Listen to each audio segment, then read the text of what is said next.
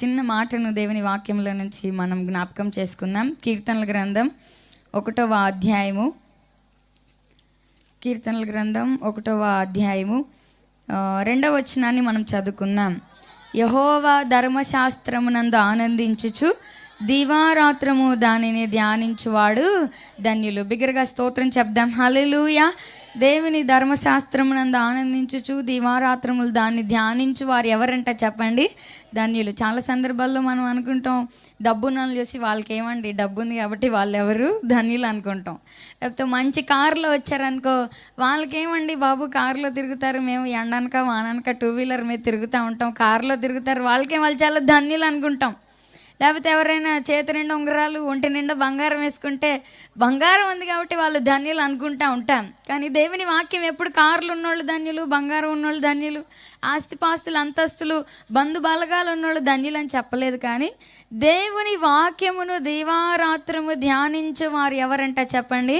ధన్యులు. స్తోత్రం చెప్దాం. హల్లెలూయా. అయితే ఒక దేశంలో, మిసౌరీ అనే దేశంలో యుద్ధం జరిగింది. ఒకనొక సమయంలో రెండవ ప్రపంచ యుద్ధం జరిగింది. ఆ రెండవ ప్రపంచ యుద్ధ సమయంలో మిసౌరీ అనే రాష్ట్రంలో ఒక సైనికుడు యుద్ధంలో పాల్గొంటూ, రెండవ ప్రపంచ యుద్ధంలో మనందరం ఎరుగుదాం కదా, బాంబుల యుద్ధం జరిగింది. అమెరికా వాళ్ళు జపాన్ దేశం మీద వాళ్ళు ఆటం బాంబుని ప్రయోగం చేసినట్లు మనం చూస్తూ ఉన్నాం, హిరోషిమా నాగసాకి అనే ప్రాంతాల పైన. కనుక వాళ్ళు ఎప్పుడైతే ఆటం బాంబుని అమెరికా దేశం నుంచి జపాన్ దేశం పైన వాళ్ళు వేశారో, అక్కడ చాలామంది ప్రజలు ఆ బాంబు దాడికి చాలామంది ప్రాణాలు కోల్పోయారు, చాలామంది తమ అవయవాల్ని కోల్పోయారు. దూరంగా ఉన్నోళ్ళేమో కొంతమంది ఆ బాంబుని పీల్చుకొని, ఆ గ్యాసెస్ని పీల్చుకొని చాలామంది వికలాంగులుగా మిగిలిపోయారు. ఆ సమయంలో కొంతమంది గర్భిణీగా ఉన్నవారు కూడా ఆ గ్యాస్లను పీల్చడాన్ని బట్టి వాళ్ళకి పుట్టిన పిల్లలు చేతులు వంకరలుగా, ముక్కు వంకరలుగా, అవయవాలు సరిగ్గా ఫామ్ అవ్వకుండా పుట్టారు. దాని యొక్క ఎఫెక్ట్ చాలా ఉంది. అయితే ఆ సమయంలో ఆ బాంబు పడినప్పుడు ఒక వ్యక్తి ఉన్నాడు అక్కడ. ఆ వ్యక్తి పేరు చెప్పబడలేదు. కానీ ఆ వ్యక్తి ఆ బాంబు దాటికి 2 చేతులు కోల్పోయాడు, 2 కాళ్ళు కోల్పోయాడు. ఆయన మొహం అంతా రూపురేఖలు లేకుండా మారిపోయింది, చూపు పోయింది, ఆయనకి కనుచూపు కూడా పోయింది.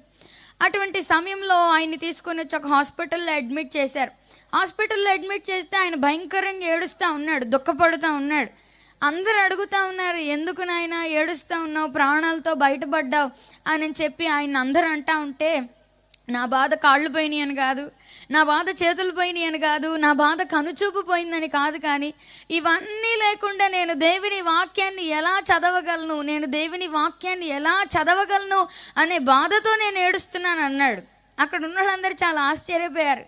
వీడెవడరా బాబు, ప్రాణాలతో బయటపడ్డానని సంతోషపడక, లేకపోతే అవయవాలన్నీ కోల్పోయానని ఏడ్చినా ఒక కారణం ఉండిద్ది, బైబిల్ చదవలేకపోతున్నానని హాస్పిటల్లో అడ్మిట్ చేస్తే ఏడుస్తున్నాడు ఏంటి అని అందరూ అతన్ని నానా రకాలుగా మాట్లాడారు. కానీ ఆయనలో ఒకటే తపన, ప్రార్థన చేస్తా ఉన్నాడంట, ప్రభా బ్రతికిచ్చావు కదా, బ్రతికిచ్చినందుకు మరి నేను నీ వాక్యాన్ని చదవకుండా, నేను అసలే ఎప్పుడు సమయం దొరికినా కూడా నేను సైన్యంలో ఉన్నప్పటికీ కూడా నీ వాక్యాన్ని ధ్యానిస్తూ నీ వాక్యము చేత తృప్తిపరచబడుతూ ఉండేవాడిని.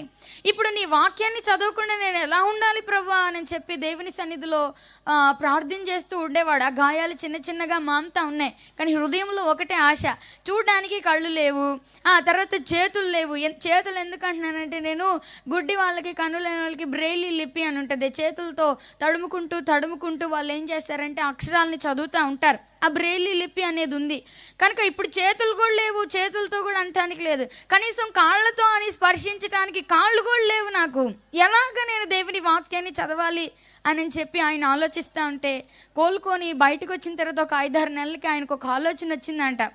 నాకు అవయవాలన్నీ పోయినాయి, కానీ నోట్లో నాలుక ఉంది కదా, ఏముంది నాకు నోట్లో నాలుక ఉంది కదా, ఈ నాలుకకి రుచి తెలుస్తుంది.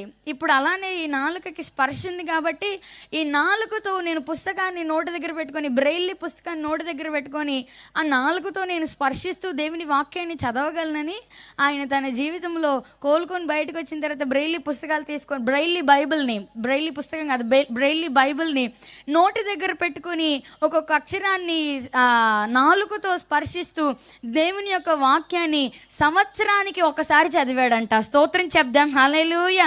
ఆ తర్వాత ఎక్కువ కాలం బ్రతకలేదు ఆయన, ఒక 5 సంవత్సరాలే బ్రతికారు. ఆ 5 సంవత్సరాల్లో 4 సార్లు బైబిల్ గ్రంథాన్ని ఆయన పూర్తి చేశాడంట. ఎందుకు ఈ మాటలు ఈ రాత్రి నేను ఇక్కడున్న మనందరికీ బోధిస్తున్నానో తెలుసా? చాలా సందర్భాల్లో మనం దేవుని పిల్లలమండి, మేము క్రైస్తవులమండి, మేము మందిరానికి వెళ్తామండి, మాకేంటండి అని చెప్పుకుంటాం. కానీ ఆదివారం ఆరాధనకు వచ్చేటప్పుడే షెల్ఫ్లో నుంచి భద్రంగా తీసుకొస్తారు ఈ బైబిల్ని. శనివారం ఉపవాస ప్రార్థనకి వెళ్ళేటప్పుడు చక్కగా ఇది లేకపోతే మందిరానికి ఎలా వెళ్దు అన్నట్లు తీసుకొని ఊపుకుంటూ వస్తూ ఉంటారు. కానీ మిగతా రోజుల్లో ఎప్పుడు ఈ వాక్యాన్ని తీసి చదివే మొహాలు కావు మనవి. కానీ ఈ రాత్రికాల సమయంలో ఆ సైనికుని యొక్క ఆశ, దేవుని యొక్క వాక్యం పట్ల అతనికి ఉన్న తృష్ణను ఈ రాత్రి మనం ఇన్స్పిరేషన్గా తీసుకొని ఆ దేవుని వాక్యాన్ని ధ్యానిస్తూ దేవుని దృష్టిలో ధన్యులమై మన జీవిత అనుభవాల్లో సాగిపోదాం. స్తోత్రం చెప్దాం, హల్లెలూయా. దేవుని వాక్యం చదువుకుని ఉండటానికి ఏ సాకు మీకు అడ్డొస్తుందో, చాలా సందర్భాల్లో దేవుని దగ్గరికి రాకుండా ఉండటానికి, దేవుని మందిరం ఎగ్గొట్టడానికి, ప్రార్థన మానివేయటానికి మనం చెప్పే కారణాలు ఉంటాయి చూసారా? అది ఏది కారణం కాదు. వాస్తవానికి ప్రతిదీ ఏంటిదంటే సాకే. ఏంటిది చెప్పండి? సాకే. అనారోగ్యం సాకే, చుట్టాల సాకే, భర్త సాకే, భార్య సాకే, పిల్లల సాకే, ప్రతిదీ సాకే. దేవుని దగ్గరికి మనం రావాలనుకున్నప్పుడు ఈ సాకులేవి మనకు అడ్డు రాకూడదు. మనం చేయాలనుకున్నది చేయడానికి ఎప్పుడు ఏ సాకులు మనం అడ్డుకి రాకూడదు. ఈ రాత్రి దేవుని వాక్యం చదవటానికి, దేవుని వాక్యం ధ్యానించటానికి దేవుని పిల్లలమైన మనకి ఏ సాకు అడ్డొస్తుందో ఆ సాకులన్నీ కాస్త పక్కన పెట్టి దివారాత్రి మీ దేవుని వాక్యాన్ని ధ్యానిస్తూ దేవుని దృష్టిలో ధన్యులమై సాగిపోదాం. స్తోత్రం చెప్దాం, హల్లెలూయా. ఎందుకంటే ఇది ఉత్తనే రాలేదు మనకి. దీని వెనకాల ఎంతోమంది యొక్క ప్రయాసం ఉంది. దీని వెనకాల ఎంతోమంది యొక్క శ్రమ, ఎంతోమంది రక్తాన్ని కార్చారు ఈ బైబిల్ గ్రంథాన్ని మనకి ఇవ్వాలని. కొంతమంది విచిత్రంగా బుక్ స్టాల్లో బైబిల్ పెడితే బైబిల్ కొనుక్కోవడానికి కూడా బేరాలు అడుగుతుంటారు. 400 రూపాయలు చెప్పారనుకో, 350కి రాదా అంటుంటారు. బైబిల్ దగ్గర బేరాలు ఆడేది ఏంటండి చండాలంగా. 300 చెప్తే ఇంకొక ఎక్స్ట్రా 50 రూపాయలు, ఇంకొక ఎక్స్ట్రా 100 రూపాయలు పెట్టే కొనుక్కోవాలి. ఎందుకంటే దేవుని వాక్యము జుంటె తేనె ధారల కంటే మధురమైనది, విస్తార జల ప్రవాహముల కంఠ స్వరము కలిగిన ఈ దేవుని వాక్యాన్ని మనం ధ్యానిస్తూ ఉన్నప్పుడు ఈ దేవుని వాక్యం మన జీవితాల్లో వెలుగు నింపుతుంది. దావీదు భక్తుడు అంటాడు కదా, నీ వాక్యము నా పాదములకు దీపము, నా త్రోవకు వెలుగై ఉన్నదని దావీదు భక్తుడు తెలియజేస్తా ఉన్నాడు. నిజమే, ఈ దేవుని వాక్యము మన జీవితాలని వెలిగించిద్ది, మన కుటుంబాలని వెలిగించిద్ది, మన బ్రతుకులను బంగారు బాటలో నడిపించిద్ది. స్తోత్రం చెప్దాం, హల్లెలూయా. అందుకని ఈ రాత్రి మీటింగ్ అయిపోయిన దగ్గర నుంచి రేపటి నుంచి మనం ఏం చేయాలి చెప్పండి? మానక దేవుని వాక్యాన్ని చదవాలి. ఇక్కడ చక్కగా చిన్నపిల్లలు చెప్పినట్టు తలగా ఇవ్వడం, ఇంటికి వెళ్ళిన దగ్గర నుంచి మళ్ళీ మా ఇష్టం, మా జీవితం. ఆ బైబిల్ అలా మనల్ని పిలుస్తున్నా కూడా బైబిల్ని పట్టించుకోకుండా వెళ్ళిపోతామండి చాలా సందర్భాల్లో. ఒకవేళ అలాంటి స్థితిలో మనం ఉంటే కనుక ఈ రాత్రి ఒకసారి మనం పరిశీలన చేసుకుంటూ, మనకి చేతులు ఉన్నాయి, కాళ్ళు ఉన్నాయి, కళ్ళు ఉన్నాయి, అన్నీ ఉన్నాయి, చక్కగా చదువు కూడా ఉంది మనకి చదువుకోవడానికి.